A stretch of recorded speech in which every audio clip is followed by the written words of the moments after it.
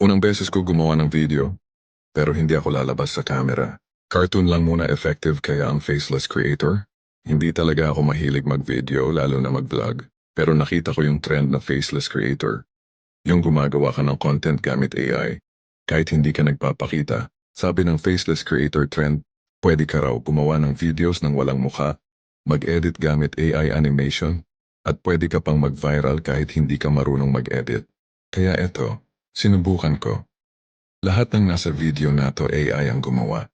Cartoon animation sa CapCut, script na galing sa AI, at background na may konting motion para hindi boring. Gusto ko malaman kung totoo yung sinasabi nila, kung kaya bang mag-viral kahit hindi ka nagpapakita.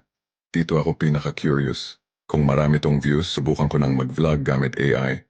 Pero this time, mas creative na, mas malupet at cartoon pa rin. So, ano sa tingin nyo?